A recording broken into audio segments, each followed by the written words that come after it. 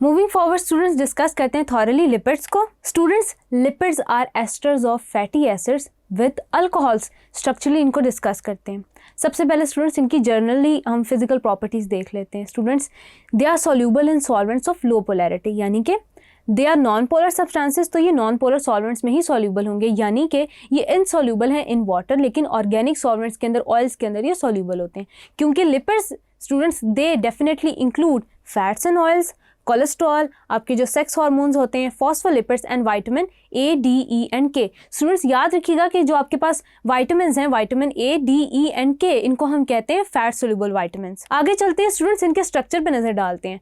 Fatty acid से मिलकर बने होते हैं स्टूडेंट्स आपके पास जो फैटी एसिड्स होते हैं स्टूडेंट्स, ये बेसिकली होते हैं लॉन्ग चेन कार्बोक्सिलिक एसिड, यानी कि मैं इसका जो बेसिक स्ट्रक्चर है वो इस तरह से लिख सकती हूँ, C+O OH। वेयर स्टूडेंट्स ये जो अल्काइल ग्रुप है ये बहुत लंबी हो सकती है and it can be saturated और अनसैचुरेटेड। स्टूडेंट्स याद रखेंगे कि जो आपके पास फैटी एसिड्स होते हैं ये बिल्डिंग ब्लॉक्स होते हैं प्रोटीन के, बिल्कुल वैसे ही जैसे आपके पास अमाइनो एसिड्स हैं, they are building blocks of that of proteins, यानी कि ये लिपिड्स के बिल्डिंग ब्लॉक्स हैं। फॉर एग्जांपल स्टूडेंट्स, आप अपने सामने एक बॉल एंड स्टिक स्ट्रक्चर देख सकते हैं स्टेरिक एसिड का, जो कि एनिमल फैट के अंदर प्रेजेंट होता है। उसके अलावा students, fats and oils are simplest of lipids and esters of fatty acids with a trihydroxy alcohol glycerol, they are called as esters of glycerol esters और ग्लिसराइड्स। तो स्टूडेंट्स आपके पास जो सिंपलेस्ट फैट्स एंड ऑयल्स होते हैं, हम पहले उनके स्ट्रक्चर को डिस्कस करेंगे। स्टूडेंट्स, जो आपके पास फैट्स एंड ऑयल्स का स्ट्रक्चर होता है वो कुछ ऐसा होता है कि ये ट्राईहाइड्रिक अल्कोहल होती है, उसके साथ एक एक फैटी एसिड अटैच होता है। इसको हम आगे डिस्कस करते हैं। स्टूडेंट्स, थॉरो स्ट्रक्चर डिस्कस करने से पहले हम देख लेते हैं कि फैट और ऑयल में क्या डिफरेंस होता है, क्योंकि हम ये कह रहे हैं कि fats and oils are simplest to that of lipids, लेकिन असल में इनमें क्या डिफरेंस है उसको डिस्कस करते हैं। स्टूडेंट्स, आपके सामने जो फैट है वो सॉलिड होता है, lipid solid at room temperature, जबकि जो आपके पास ऑयल होता है वो लिक्विड होता है एट रूम टेम्परेचर। फैट्स क्योंकि सॉलिड होते हैं तो इनके अंदर जो हाइड्रोफोबिक इंट्रैक्शंस होते हैं वो भी ज़्यादा होते हैं, तो इनका मेल्टिंग पॉइंट ज़्यादा होता है, whereas that of oils उनका मेल्टिंग पॉइंट ज़रा कम होता है, लोअर मेल्टिंग पॉइंट होता है। उसके अलावा स्टूडेंट्स, हम एक और बात याद रखेंगे केमिकली कि फैट्स के अंदर ज़्यादा प्रोपोर्शन होता है सैचुरेटेड फैटी एसिड यूनिट का, इस चीज़ को भी हम डिस्कस करते हैं। उसके अलावा स्टूडेंट्स, आपके पास जो ऑयल्स होते हैं वो लिक्विड फॉर्म में ज़्यादा इसलिए होते हैं क्योंकि उनके अंदर ग्रेटर प्रोपोर्शन होता है अनसैचुरेशन का। अनसैचुरेशन का मतलब स्टूडेंट्स यानी कि greater number of double bonds present होते हैं। आगे स्टूडेंट्स हम डिस्कस करते हैं कि आपके पास एक सिंपलेस्ट फैट और ऑयल बनता कैसे है, जिसको हम प्रीवियसली भी डिस्कस कर रहे थे। अब स्ट्रक्चरली इसको देख लेते हैं। स्टूडेंट्स, आपके साथ होता है ये कि एक अल्कोहल होती है ट्राईहाइड्रिक अल्कोहल। ट्राईहाइड्रिक में क्यों कह रही हूँ आपको पता होगा स्टूडेंट्स, क्योंकि आपके पास 3 हाइड्रोक्सिल ग्रुप्स प्रेजेंट हैं which makes it trihydric alcohol है, इसको हम कहते हैं ग्लिसरॉल। और स्टूडेंट्स, आपके पास 3 फैटी एसिड्स हैं।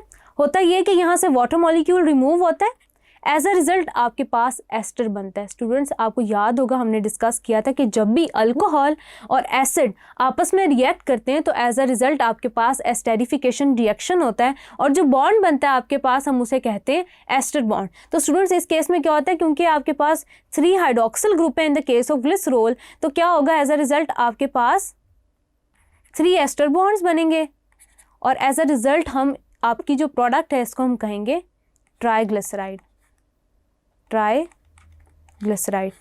which is simplest of that of fats और ऑयल्स, उनका सबसे सिंपलेस्ट स्ट्रक्चर है ये। देन स्टूडेंट्स, आगे हम देखते हैं क्लासिफिकेशन कैसे हो रही है लिपिड्स की। आपके पास जो लिपिड्स हैं वो सिंपल लिपिड्स भी हो सकते हैं, यानी कि they are simply the chains of fatty acids and glycerols. फिर आपके पास आते हैं कंपाउंड लिपिड्स। स्टूडेंट्स, आपके पास कंपाउंड लिपिड्स वो लिपिड्स होते हैं जिनके अंदर कोई आयनिक फॉर्म प्रेजेंट होती है, कोई आयन प्रेजेंट होता है स्पेसिफिकली मॉलिक्यूल।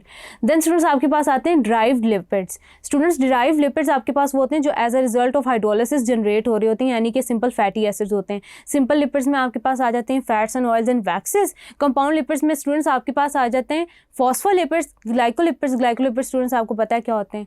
देन स्टूडेंट्स, आपके पास आ जाते हैं ड्राइव लिपिड्स में आपके पास आते हैं steroids and that of cholesterol और फैटी एसिड्स। देन स्टूडेंट्स, आगे डिस्कस करते हैं properties of lipids one by one. Properties discuss करने से पहले इसका हम स्ट्रक्चर देख लेते हैं। स्टूडेंट्स, स्ट्रक्चर में फैटी एसिड का स्ट्रक्चर देखते हैं। स्टूडेंट्स, फैटी एसिड में मैंने डिस्कस किया था कि फैटी एसिड्स आपके पास सैचुरेटेड भी हो सकते हैं और अनसेचुरेटेड भी हो सकते हैं। एट द एंड ये आपके पास ट्राइहाइड्रिक अल्कोहल से ही कनेक्टेड होते हैं, जो आपके पास सिंपल फैट्स और ऑयल्स होते हैं, और साथ में स्टूडेंट्स इनके साथ कोई फॉस्फोरिक एसिड या कोई इनऑर्गेनिक आयन भी कनेक्टेड होता है, जो कि फर्दर इनको फॉस्फोलिपिड्स में कन्वर्ट कर लेता है या ग्लाइकोलिपिड्स में कन्वर्ट कर देता है। तो स्टूडेंट्स अभी हम सिंपली स्ट्रक्चर देख रहे हैं फैटी एसिड्स का। तो स्टूडेंट्स आपके पास ये एक लॉन्ग चेन फैटी एसिड है।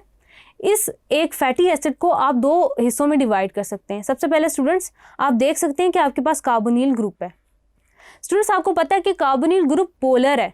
क्योंकि ये पोलर है इसलिए मैं इसको कह सकती हूँ कि ये वाटर लविंग है, यानी कि ये हाइड्रोफिलिक है, वाटर में डिजॉल्व हो जाएगा। देन स्टूडेंट्स आप देख सकते हैं एक लॉन्ग आपके पास हाइड्रोफोबिक कार्बन चेन है, जिसको मैं टेल भी बोल सकती हूँ क्योंकि ये बहुत लॉन्ग है और रिपीटेडली आपके पास कार्बन एटम्स प्रेजेंट है पूरी सीरीज के अंदर।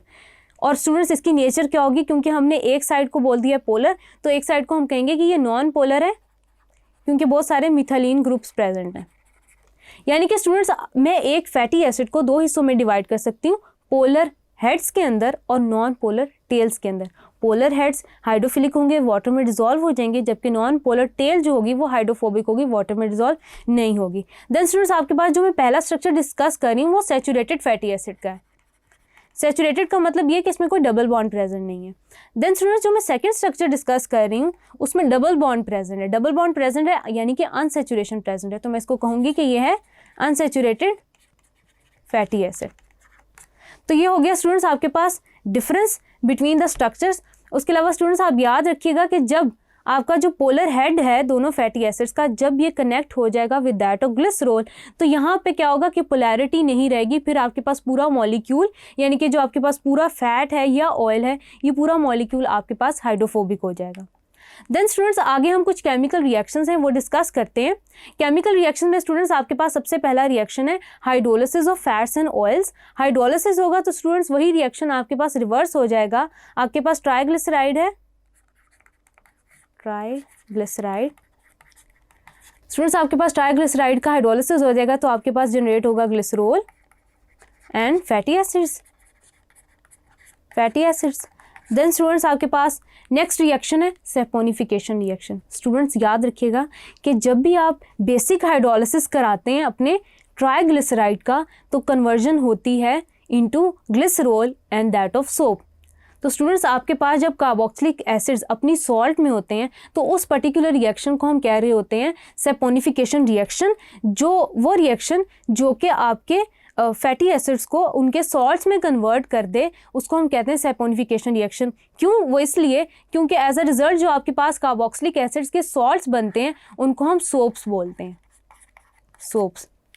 ये तो हो गया स्टूडेंट्स आपके पास सैपोनिफिकेशन रिएक्शन। देन स्टूडेंट्स आपके पास एक लास्ट रिएक्शन है वो है हार्डनिंग ऑफ ऑयल्स। स्टूडेंट्स याद रखिएगा कि अगर आप अपने अनसैचुरेटेड ऑयल में से आप हाइड्रोजन बहुत सारी पास कराएं इन द प्रेजेंस ऑफ निकल कैटलिस्ट, तो स्टूडेंट्स वो ऑयल कन्वर्ट हो जाएगा घी के अंदर। इंडस्ट्रियल बेसिस पे स्टूडेंट्स आपकी जो इंडस्ट्रियल लेवल के ऊपर इस रिएक्शन को यूज़ किया जाता है ऑयल को घी में कन्वर्ट करने के लिए। यहाँ पे स्टूडेंट्स इस पर्टिकुलर केमिकल रिएक्शन के अंदर स्पेसिफिकली ग्लिसराइल ट्राइओलिएट, जिसको ट्राइओलियन भी कहते हैं, उसमें से आपने हाइड्रोजन पास कराई तो अनसैचुरेशन रिमूव की। एज अ रिजल्ट आपके पास जो मॉलिक्यूल जनरेट हुआ वो सैचुरेटेड है, उसको हम कहेंगे ग्लिसराइल ट्राइस्टियरेट। अब स्टूडेंट्स ये सैचुरेटेड हो गया यानी कि अपनी सॉलिड फॉर्म में कन्वर्ट हो गया।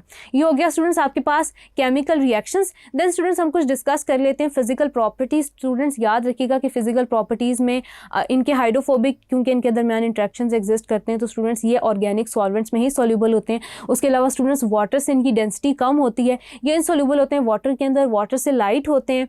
उसके अलावा स्टूडेंट्स अगर इनको वाटर के साथ एजिटेट किया जाए तो ये एमल्जन्स बनाते हैं। स्टूडेंट्स एमल्जन्स होता है ऐसा सोल्यूशन, ऐसा कोलॉइडल सोल्यूशन जिसके अंदर हम तो ऐसे सोल्यूशंस को मिक्स करें जो कि एक दूसरे के अंदर सोल्यूबल नहीं है, तो इमल्जन जनरेट होता है। अब स्टूडेंट्स इसमें हम इमल्जन जनरेट होती है, हम क्या करते हैं इमल्सिफायर यूज़ कर रहे होते हैं इमल्जन जनरेट करवाने के लिए, अगर हम करना चाहते हैं तो। उसके अलावा स्टूडेंट्स आपके पास इनकी वास्ट किस्म की एप्लीकेशंस हैं, इनके जो मेल्टिंग एंड बॉइलिंग पॉइंट हैं वो कम होते हैं। उसके अलावा अगर स्टूडेंट्स आपके पास प्योर फैट या ऑयल है तो वो ओडोरलेस होगा और कलरलेस होगा और टेस्टलेस होगा।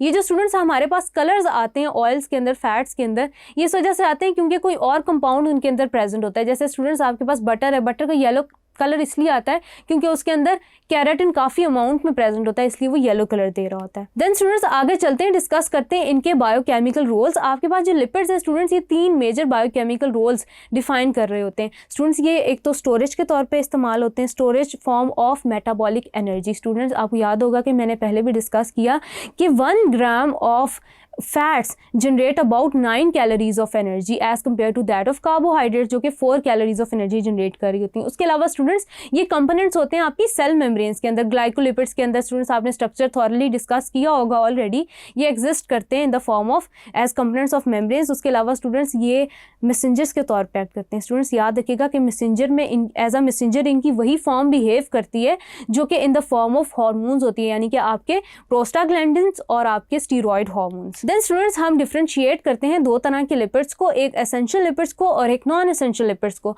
स्टूडेंट्स आपके एसेंशियल लिपिड्स वो होते हैं जो आपकी बॉडी प्रोड्यूस नहीं कर सकती। स्टूडेंट्स आपके पास जो एसेंशियल लिपिड्स हैं ये बेसिकली पॉली अनसेचुरेटेड होते हैं इन नेचर। इनकी एग्जांपल में आपके पास आ जाता है ओमेगा 3 और ओमेगा 6।